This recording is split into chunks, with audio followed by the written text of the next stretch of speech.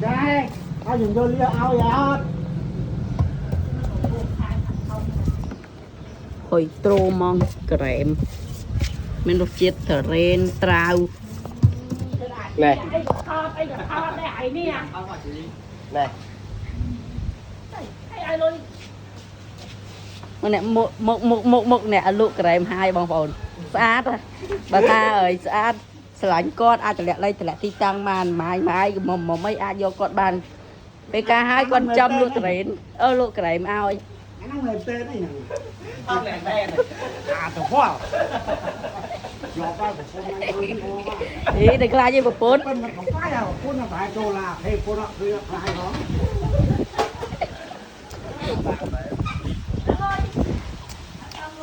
chích lọc không màng phổ nơi nằm mê cho o bằng tê thiệp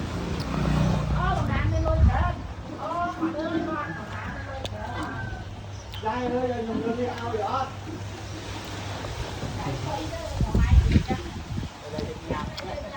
cái mới chết thời train thả nó dương ở lôi nhâm train nhâm cái mà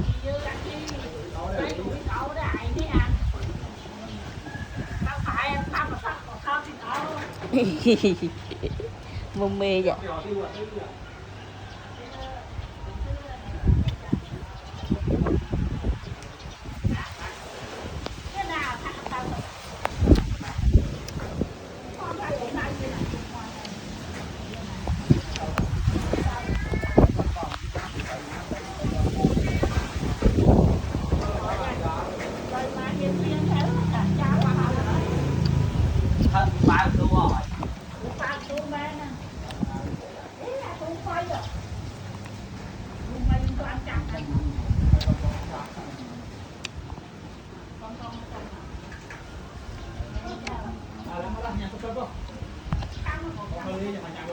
tại vì sơ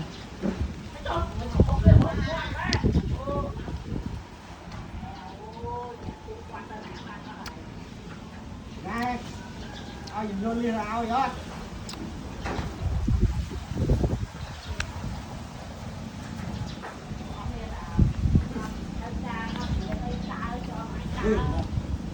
Anh nghĩ tránh ăn nữa. Map vậy, map mà.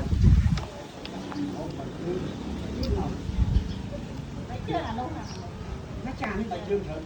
Nó có tại.